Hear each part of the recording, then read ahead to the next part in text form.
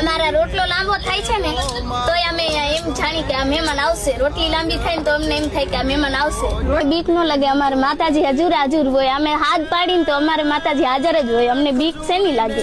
તાવડી દાંત કાઢતી હોય ને તો અમારે જાણી લેવાનું કોક મહેમાન આવશે. એવી દાંત કાઢતી હોય તાવડી એટલે મહેમાન આવે જ.